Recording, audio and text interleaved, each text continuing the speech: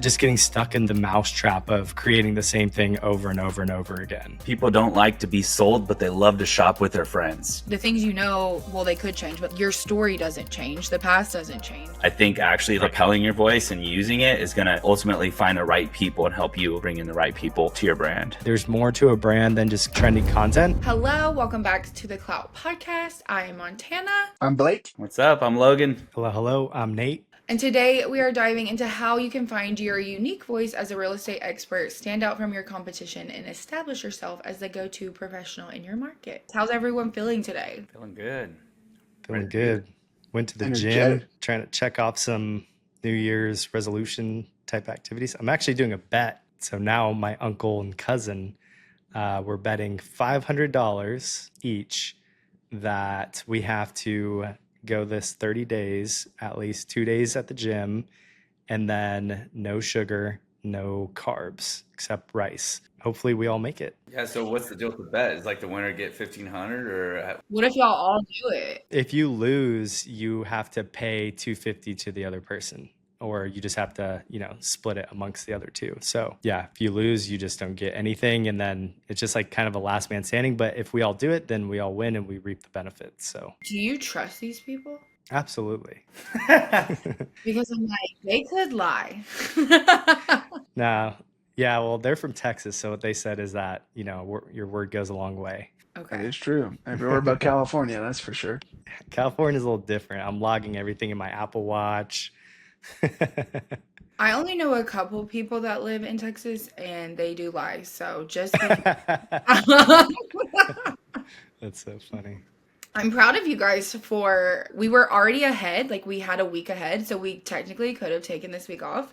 But I got a text yesterday about a podcast. And I am just really proud of you guys for practicing what you preach, staying consistent even during the holidays when nobody's working. Nobody wants to even be here right now, like not be here, but like not be back in reality yet, like not be back to real life. So I'm proud of you guys. Yeah, thank you. It's great. Yeah, I know it was it's hard during the holidays, but this 2-week buffer, I mean, I'm not taking meetings, like external meetings right now until next week, but obviously for us internally, I was like, I thought this would be a good opportunity. And then Logan had mentioned it and I was just like, we should just do it. So this was a perfect day, Friday. So last week we talked about personal branding. Then we did the case study on Ryan Serhant. So we kind of talked about how storytelling is really important and finding your voice. And I feel like that's just such a generic term. So we kind of wanted to go in this week about what that even means. Sounds good. Sounds good to me. Where do you want to start it? Why does finding your voice matter? Like what's the importance and to differentiate yourself in real estate marketing? That's a good question. I think I could lead it. And I think when you think of a brand voice, you think of someone who's known for speaking on a particular topic. I think that when you're scrolling, if you were to just scroll on Instagram and start, scroll on Instagram and close your eyes and just hear the noises of people, you could kind of understand what they're doing. If they're selling, if they're building, they're educating. And once you kind of find out, what you're doing between those, pick your sector and kind of go all in on it. So having that educational real estate voice or having that educational voice while you're cooking as a cooking channel, there's so many different things. But I think, when you're really consistent and you kind of know what you want to be known for, it's easier to kind of go to your audience with that consistency and that very similar type of content. I think it's important though too to keep in mind that your brand voice, like if you're creating content all of the time, it's really important to make sure you diversify a little bit. And that's why, when you talk about core pillars, what your brand pillars are, then that could really help you mix up a lot of the different content. And you could still have your own twist to it. So I think that a lot of people can be unique in the way that they bring content to the platform versus just getting stuck in the mousetrap of creating the same thing over and over and over again. So I think that's very important to keep in mind. So, Nate, would you say that having a different pillar or something different would yield like a different audience to like come encapsulate your current brand? Is that what you're referring to? Like better reach?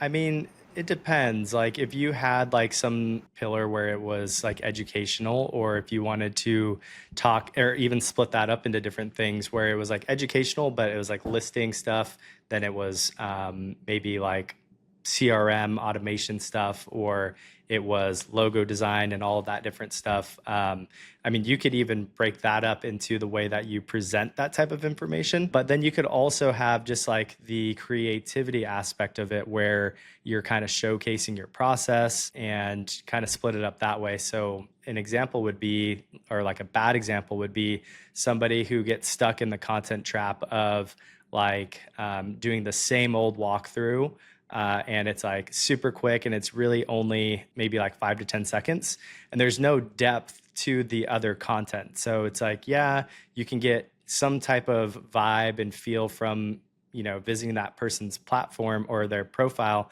and seeing that content, but you're not going to really be able to understand who that person is from a brand level. You're only going to get kind of like a surface level. So I think, you know, to put it into perspective of what we're doing, we have a lot of listing content stuff that we've posted for a very long time. Now we're getting into an educational part. And Montana, you could speak on some of the other pillars you created, but it's really important to really show depth, I think, in brand, because if you don't, what are you going to just be like someone that's known for having yellow hair, you know, or pink hair, or, you know, there's nothing that really differentiates you. That's such a good point because I've been noticing it a lot. Like, so I work with you guys, but I also work with like other different kinds of creators, and a lot of them will do like only trending stuff, and I've been trying to transition them into like talking. And it's scary at first because sometimes the trending stuff just performs well, but that's just vanity. That's not people really sticking around. They're following you for the wrong reasons. They don't care. It kind of like hurts your engagement to get a lot of followers or something from something going viral if they don't actually like, they're not your target audience. So I've had them like start talking more, and like they don't perform as well at right now because it's a shift in the content, but it's been getting them more messages, more like organic reach and building those connections. And so I think it's good to do a combination of all those different things, like have some trending, have some funny, have some educational, have some be podcast clips, have some be listing content, because you want to encapsulate all of who you are. I think a good example, and not necessarily real estate, but Gary Vee. He has been, I feel like he has so much depth to his content. There was podcast clips for a very long time, but right now, recently, I've noticed that, you know, this is somebody who's been recording from the early stages. Like I remember just a clip the other day he posted, he was on some like live stream, right? And he was talking about newspaper ads and magazine ads and stuff, and talking about how that's completely going to go away and that internet is going to be the next place. And it's showing him from 20, 30 years ago talking about this content that he's still practicing today, right? So that's just like one aspect of that. Like I mentioned already, he had his podcast stuff. He also has sometimes recordings where he's speaking in his office to his team, and there's some sound bites taken from that. And, you know, that's one part of it, but he's also doing almost like B-roll content where he has overlays from his podcast. So like that's splitting a podcast into two different types of content right there. So you just really have to just know that there's more to a brand than just trendy content, because trends it's 1 week, 2 weeks, maybe a month, and then it's on to the next thing, and that can help you stay relevant. But if someone comes to your profile, like what's going to make you different from the 10 other agents that have the same exact trendy content? One of the clients that just signed up with us for the social media management, when we started working with her about 1.5 years or 2 years ago, we were doing a lot of this trendy content and stuff. And then it occurred to me that we need to have foundational content. And this foundational content is really important. It talks about the seller process, the buyer process, her unique process when dealing with clients, all of these different pieces of content that are long form that somebody who's really interested in working with her can view after surfacing to her page from maybe a piece of trendy content or something like that. So it's really important to have that depth to capture these people who are interested in just knowing more about you. Yeah. And that's stuff where you can like share your story. Like you can share those educational pieces, and you can share like, this is how I got started. It doesn't always have to be just sell, sell, sell. And those are like the things, well, they could change, but like your story doesn't change. The past doesn't change. So that stuff you can always use, like evergreen, like reuse too. And I think what you're kind of speaking to too is like that unique selling proposition. So I think just shifting the mindset of like what you're doing in real estate to like a social media. So like what makes you different from every other real estate agent out there? What do people compliment you on? What type of properties have you had the most success on? Things like that, right? Absolutely. Yeah, I think the having a brand voice goes hand in hand with unique selling proposition. I think that's how you differentiate yourself from everyone else. It's the verbiage you use, the words you use, how you shake your client's hand. Hey, what's up, guys? Versus a very firm professional handshake. There's two different types of people out there, and how you do that in your videos and how you do that online to people, it either attracts them or says, hey, maybe I'm not that type of person. But I think actually like propelling your voice and using it is going to ultimately find the right people and help you bring in the right people to your brand. Mm-hmm.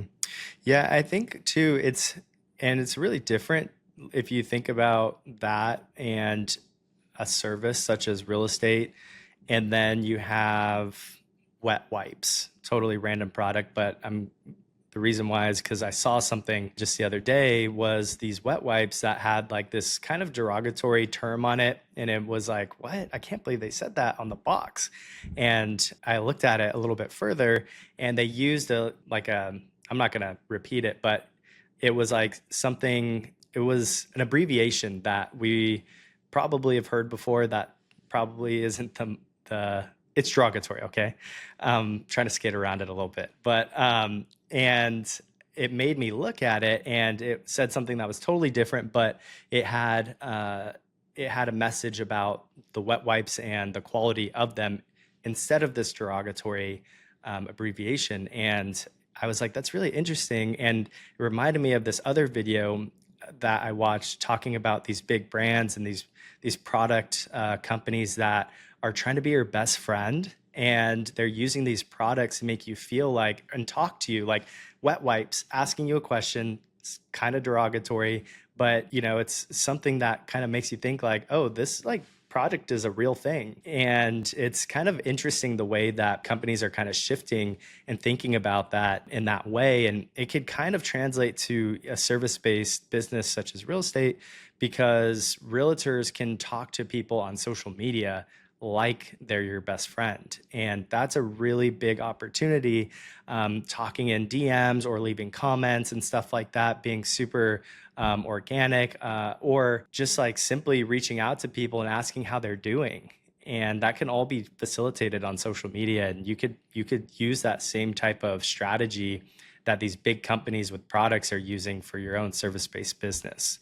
So it's kind of interesting to think about how products and brands and brand voice and USPs are all changing. So you make a really good point there, Nate. And I think that traditionally when brands started, demonstrating branding online, doing social media and stuff, it was very corporate, and it just felt like so like it wasn't authentic. It just seemed like politically correct. And nowadays you'll see like let's say Hot Cheetos commenting on a post they were tagged in and saying something cool like, yo, go get it, and it's more inviting to people. They're like, wow, this is actually someone human behind it. And I think that, brands should really be able to say what's on their mind and not worry about having to say things a certain way, right? And that goes into the video content you make, and not necessarily following scripts. A lot of people, when we create scripts and video outlines, we'll use ChatGPT to kind of help us put some things together. But we never give you really a true script. We want you to come up with your own words out of your mouth that is, authentic to yourself. And I think that's so important to know how you communicate with your friends and family and give that to everyone else that don't know you online. Mm-hmm. Yeah, I think Wendy's could probably be credited for social media, using Twitter back in the day, just to kind of build off what you were mentioning, Logan, in the way that they talked to their customers. And a complete polar opposite if you think about Apple and the way that they portrayed their brand was like almost like a spaceship. This is something that's extraterrestrial. Just I've never seen anything like it. It's this new piece of technology that's from aliens. And it was really like that for a very long time. And I was reading a case study about one of their recent Christmas commercials, and it was an Apple commercial, but you probably never would have guessed it. And it was this guy, parent, dad, looking at his daughter open up gifts for Christmas. And it kind of did some back and forth when she was younger and then to the present day. And he was kind of sad and it was a little somber. She had a ukulele and she was playing it. And then all of a sudden it kind of brightened up because he put the AirPods in his ear, and the new AirPods actually are like hearing aid certified or whatever it is. So he used that to listen to his daughter play the ukulele, and he's never been able to listen to her play music ever before. So that was like very monumental moment for a customer, right? So if you're thinking about just talking about the product and like this is from space and it's so new and it's so great and has all these specs that just blow you away, like that's cool, but how is that going to make the customer feel? How, if you're a realtor, how are you going to make that buyer or seller feel when you're done doing business with them? This is a huge opportunity, probably one of the biggest moments of their life, buying a house or selling a house, something that they spent and built so many memories in. So if you could really convey your process and what makes you different in that entire just journey of selling or buying a home, I mean, you could really, really get into playing with the heartstrings of these potential clients. So I think that's really important to think about when thinking about USPs and stuff. Well said. I think back 2019, 2020, this was, Nate and I were both probably around 25, 24 years old, and we were just kind of out of college, and we wanted to show up looking cool and talking cool and treating our clients like family and friends. When I would call them on the phone, hey, what's up? Not so politically correct, like, hey, John, how are you? So really like treating them like friends and stuff. And that kind of just built like another layer of trust with the product and services we offered. And, that's easy to do authentically one-to-one over a phone or, over a in-person conversation. But how do you keep that same voice and that same USP for people who don't know who you are? And that's a hard thing to do, but because it's almost like you're talking to nobody, but you're talking to everybody because you don't know exactly who you're talking to. So it's kind of a tricky thing. But I think that I guess you could kind of act like you're talking to somebody, right? Pretend like you're talking to somebody, but really it's for a broader audience, because that's really what branding is casting out the net and trying to attract people to your brand. But I think to do that, you have to have everyone on the same page, on board. So from our photographers and creators that are out in the field, the stuff that they capture to put like on our stories, like kind of showing people inside what we're doing. I would say probably it's a tough thing. I mean, what do you guys think? How do you guys kind of talk to everybody without kind of still having that voice? Well, I think to kind of tie it back into her initial question real quick, but like as far as that was one thing, was talking to the clients in that certain way. But when we brought our actual product to the table, there was one thing that was really different, and it was the music that we were using. And a lot of the edits as well were really different. They were very, modern. They're fast speed ramps and some really kind of choppy scenes. The music was a little bit more like EDM versus the traditional type music. And that's what a lot of clients really liked. And it's kind of, I feel, the standard right now, and it could change, could be different. But I think that was one thing that we really focused on as our unique selling proposition, because it was like, how do we take a product that everyone uses and is able to make it different and unique? And I think that was one way. But just to like build off what you were saying, Logan, I think that the way that you speak to your clients or whoever is speaking to their clients, if you can be speaking like to a broad room, but who you should be speaking to is your ideal customer. And if you're speaking, and recording yourself talking to nobody, there should be somebody that is that ideal customer, so that when your ideal customer does see this content, they're like, this person's talking to me.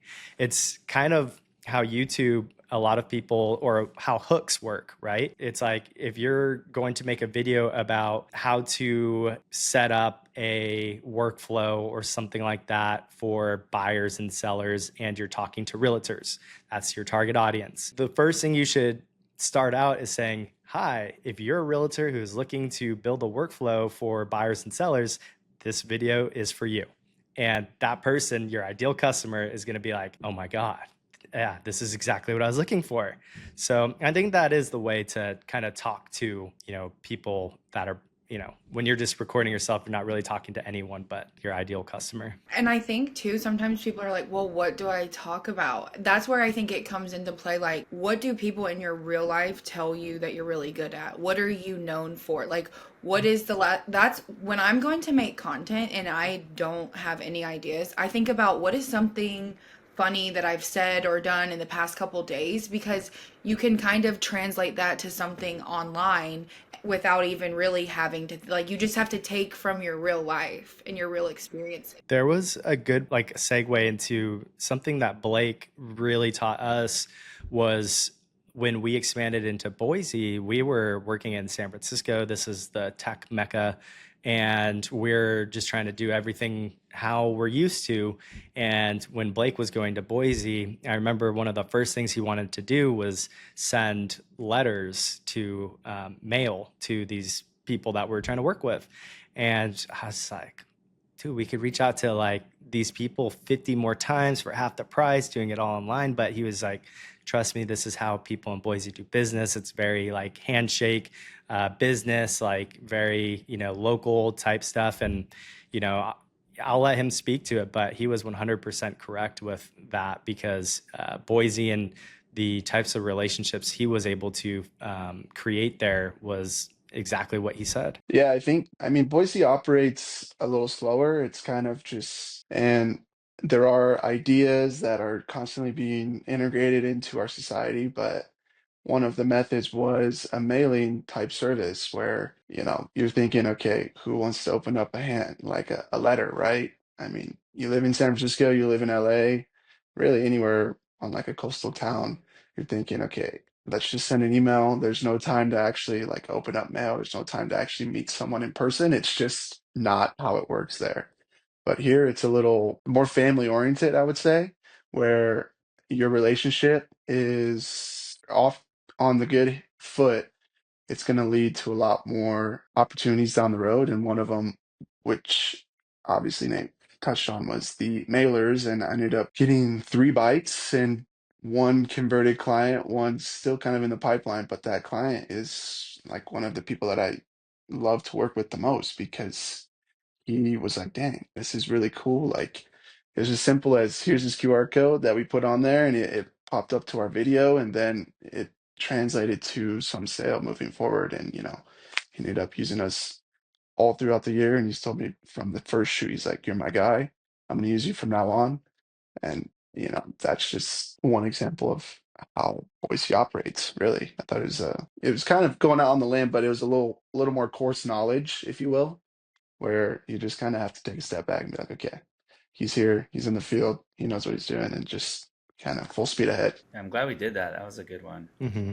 I have wondered often, like, how did you guys get started working in 2 different states? So that's I like that. I like knowing that. And that like makes me really, I love that, because I think there's something so human about that. It's just sending a letter and knowing your audience. Yeah. And it was very, mind you, very like targeted too. I I know that we did a lot of research on the back end before just sending out a mass mailer, and that was a lot of legwork that Blake was able to complete before sending that out. So that probably also is something that somebody should consider when doing a mass mailer. It's hyper targeted. So Yeah. So we went with a company that used a robot to handwrite all of the letters. So if you did get a letter, now you know. But yeah, overall, if you are in sales, there's many different things you could do. Like handwritten letters and social media stuff and advertisements. And one of the most important things to know as a business is what are you willing to pay for that next deal, that next client acquisition, and really breaking that down, because that's how you could, reverse engineer your marketing budget to acquire new clients. And it's really important. And I think, Nate, you made a really good point of talking to your audience. Like, okay, if you're talking to nobody, who are you talking to? No, you're talking to your audience. And I think to bounce off what you said and what Montana said, you said some of your clients are like, well, I don't know what to talk about. Well, you need to talk about what that target audience wants to hear. What are their problems and what solutions are you giving them? If you're educating them, what do they need education on, right? If you're entertaining them, that could be something a little bit different. Like maybe you could get your own niche within that following of people who are funny people, So I think it's really, I think having your USP and your voice all kind of coincides with who your target audience is and what value you're providing them. Yeah, I think there's a really good example. If you go onto YouTube Shorts and you were to type in how to swing a golf club or how to turn on this setting on a MacBook, you're gonna find like a million people that say in the first 10 seconds, this is how you save battery on your Mac, or this is how you hit a driver off a tee, or whatever the case is. And those people are exactly what you want to hear in the first 5 seconds to keep you engaged into that video along with their channel. I mean, I think golf is the most relevant for me in terms of just like finding cool content. But if you were just to search any golf video in a short, that's going to be the target audiences. Oh, here's a tip for this, or this is how you do that. And it's exactly the questions you're thinking that maybe you can't articulate, but they're answering for you without you knowing. Yeah. that kind of also aligns with SEO and why it's so important, and actually why TikTok had really became the top used search engine that I think it was last year for 2023 or 2 years ago, I guess now, because it's 2025 now. But I think that thinking of when creating content, if you lie and you say this is how you swing a golf club or a driver, and you show them how to use a pitching wedge, people are going to be pissed. They're going to be like, I got duped. And I think that's really important to align what you're talking about or the problems you're solving with these titles that actually make sense. And if you think about when Google started showing YouTube results and why that was so big, is because if you think about how people use Google, they're constantly asking it questions.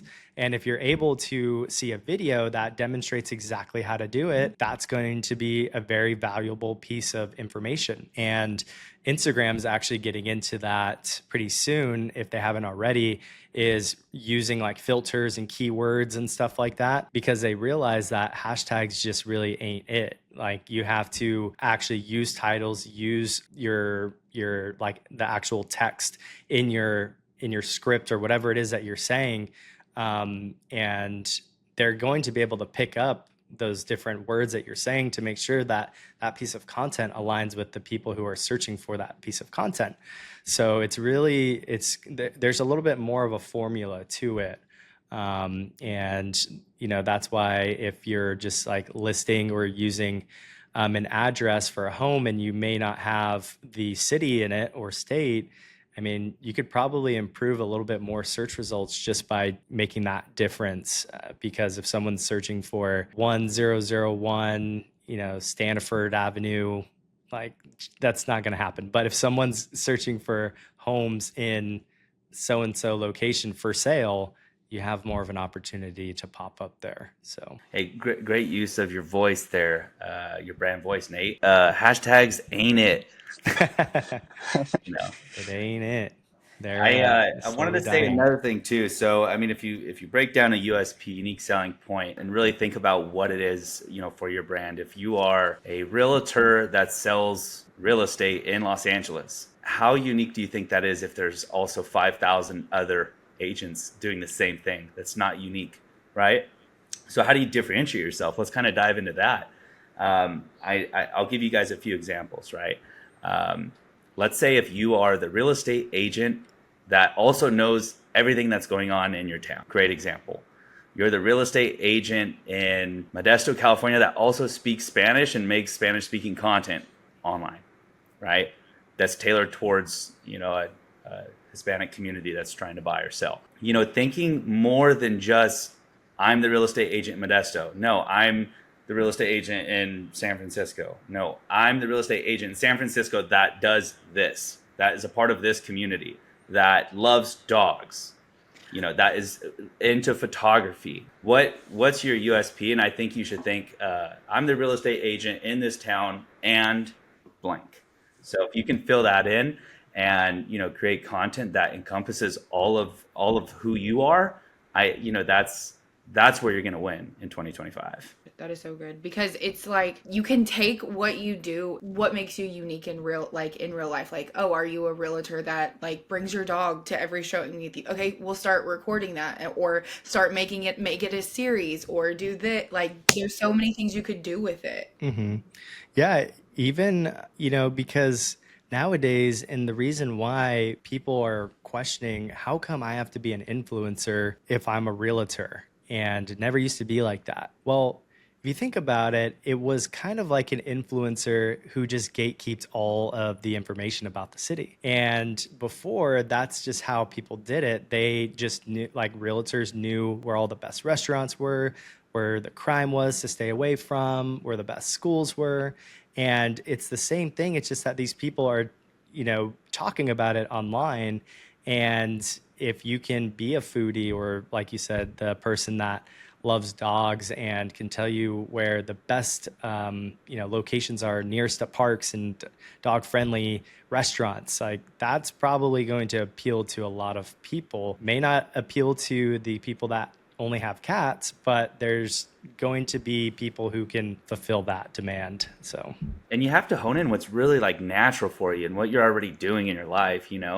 We have a few agents. One agent that kind of is kind of more of a dry personality, but just like a number nerd, loves to crunch numbers. And I'm like, dude, there's a lot of analytical people and data driven people throughout the Bay Area. Like, talk about this, right? Just talk about the data and the trends. I mean, you could totally do that. And, another example would be like, if you have a dog and you're always at the dog park, right? And you're a real estate agent, tell them you're a real estate agent and show people that you love dogs. And that's another thing and interest that you have with your audience, right? And I think a lot of people like following people and listening to people that they have something in common with, some sort of goal or something that they live and do every day. Yeah.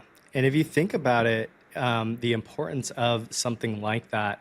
So let's say somebody transacts with you and you are this person who is the local guide that always has this engaging content about the best places to go and visit and the events going on and whatnot. Chances are, if you're not just trying to sell, and you're talking just about all of these awesome things in this location that you do business in, there's a really high chance that that person who just transacted with you is going to keep following you.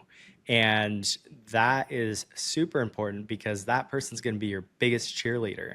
And they're going to be able to share content about the latest event that's going on, or the new restaurant that just opened. And if one person shares, then you got 100 people else at least that probably saw that. And then it just kind of builds, and they may not transact with you again in the near future, but maybe their friend will.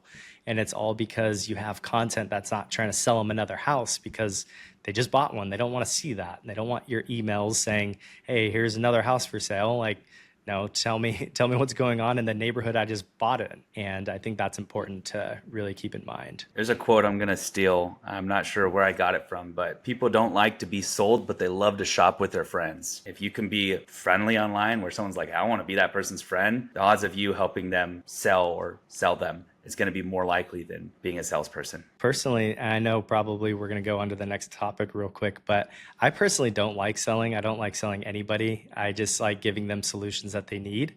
And I feel like if you're able to show how this benefits somebody, that's ultimately what's going to make a sale. I mean, really, you're just helping people and getting paid for it. And it's, to me, I think the most effective way of selling, because somebody that you really sold somebody on and they end up having this buyer's remorse and they fall off and write you a bad review because they feel like they got sold on something they didn't really need. Like, just so many bad things that can happen from just being available to somebody who needs something that you're offering. Nate's a solution-based sailor.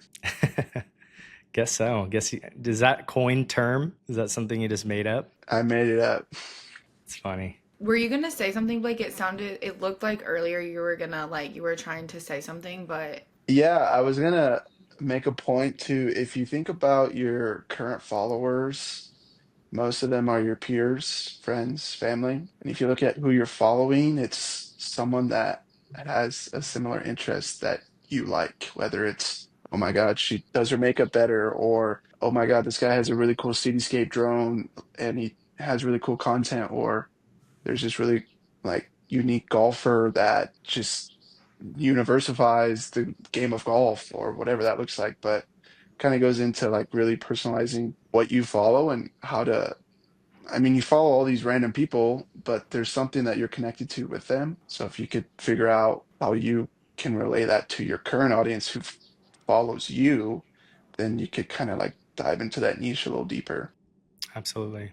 I think sometimes you just brought up a whole different topic, like, because I think sometimes people get scared about the content, creating content, because they're like, oh my gosh, my boyfriend from high school follows me, like this is so cringe. But there's this like Mel, I don't know if you guys know her, she's like a therapist, but her name is Mel Robbins. She makes a lot of like mental health content, and she's like, your social media is not for your friends. Like, I'm sure, like, obviously, like, yes, we engage with them, we follow them, we love them, and we support them, but it's not, it's for building something like bigger than yourself. Like, if you just keep the same people that you know in your circle, and not just try to like expand that, like, your social media is not for your friends. Like, it shouldn't intimidate you just because like there's people from your past or all these people looking. Like, I don't know. I just thought that made me think of that, because I'm like, sometimes people get scared of it because of that. You make a very good point. You know, I've heard this online is if people unfollow you, you cannot get hurt about it. That's the best thing possible because they're not your audience. Yeah, they're just messing up the algorithm and,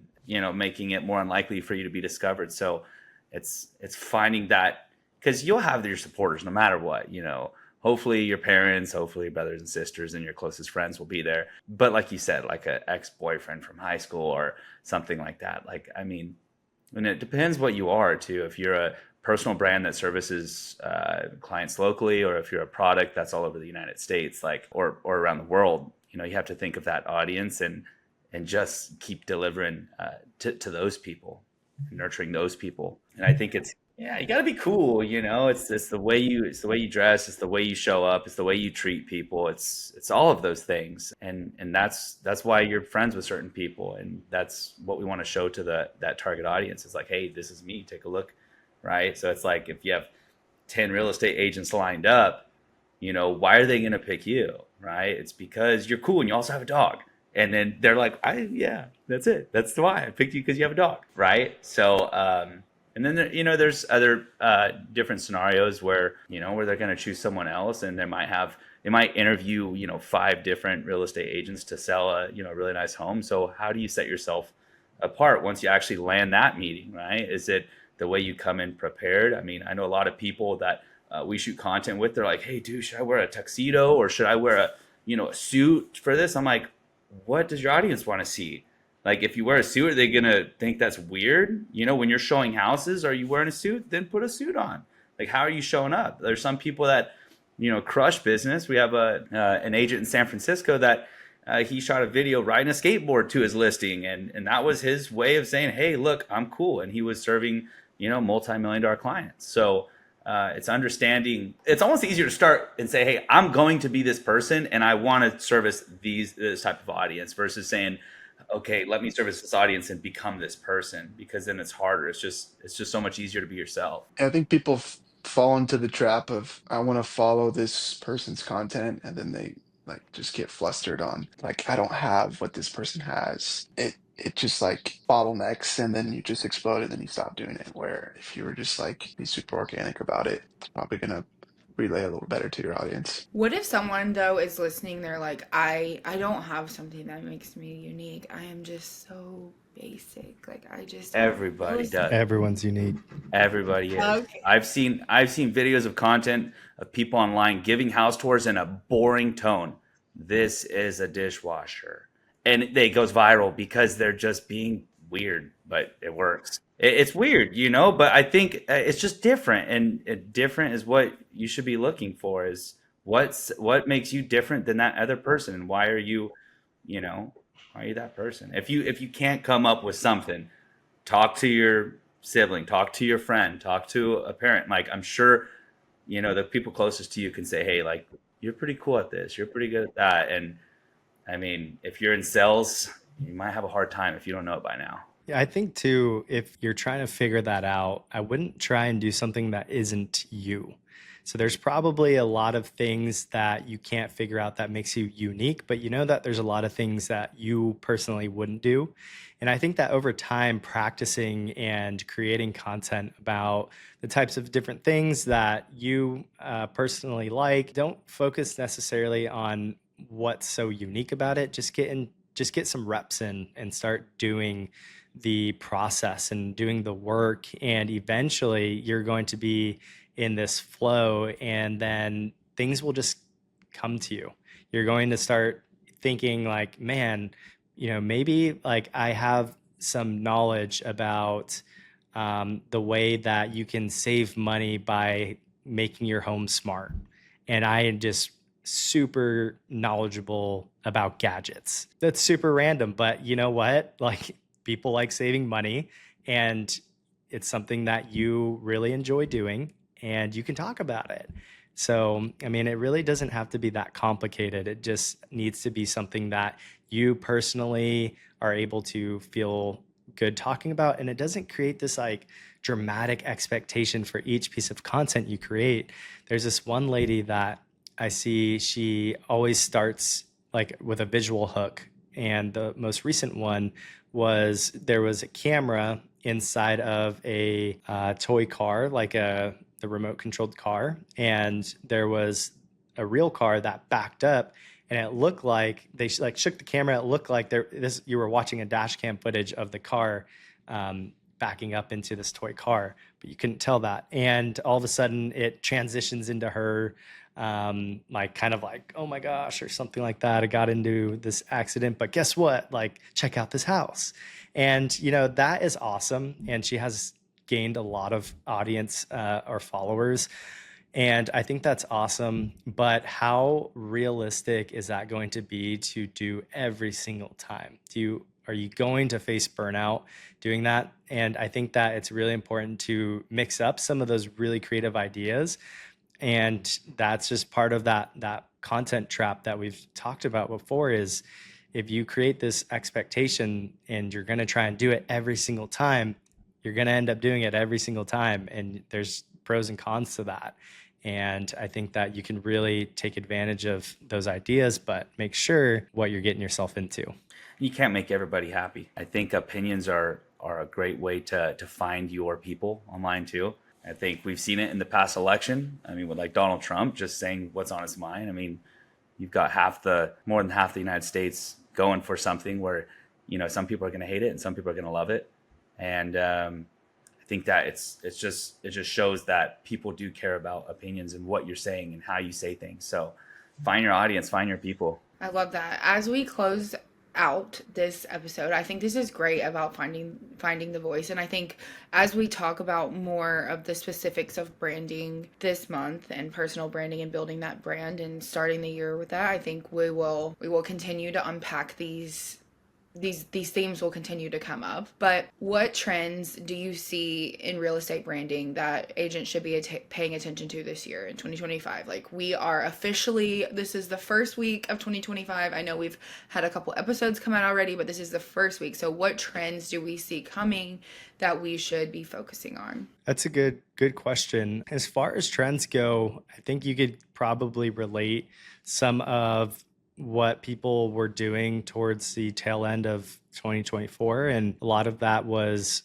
creating content. I think over the past couple of years, we've really seen people interested in their social media channels and stuff like that. So I would say like that is going to be something that is going to grow into this next year, 2025, even more so than this last year. And I would say that there's probably a big opportunity to automating a lot of stuff. I think that realtors have done things great and they've done things traditionally for a very long time.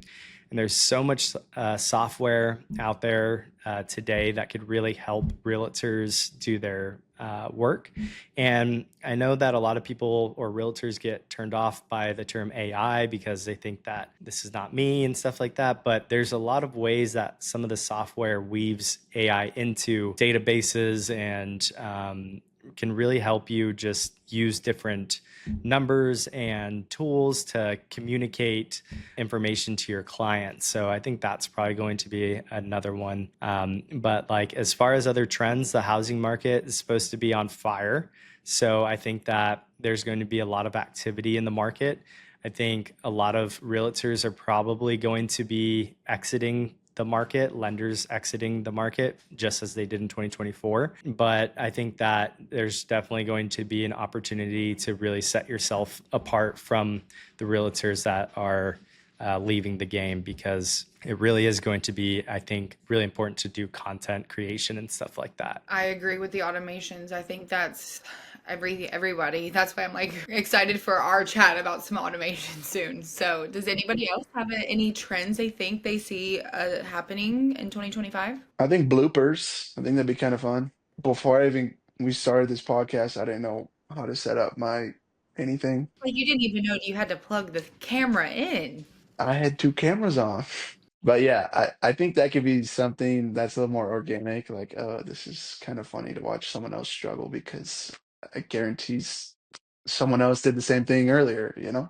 I don't know if it's really that could be in its own creative way in the real estate, but something a little more organic to your entire crowd. Everyone loves to see someone being embarrassed. It makes you feel more, it just reminds you we're all human. Yeah, absolutely. I think in 2025, we're going to see a transition of standout media and media that just kind of dies as soon as it's posted. I think over the last few years, we've seen a large increase in particular, real estate brands posting video content. And it was nice to see that. But now video content is not just cutting it. You have to have something a little bit different, right? Something cool, like a very cool edit, something more personalized, something just that stands out. Because, for myself, I look at my feed and I get bored sometimes looking at the same old photos and videos. But if I see something different, I'll watch it. I'll watch the whole thing. So I think just being able to stand out and put really cool, media together, or something that's more thoughtful and different, that stands out, that's where agents are going to win in 2025, I think. No, I love that. I love this episode. This was great. I'm really glad we did this week. Thank you guys for listening to this week's episode about finding your voice. If you enjoyed this episode, please leave a review on Apple or subscribe. Hit the bell on YouTube. Thank you guys for listening. We'll see you next week.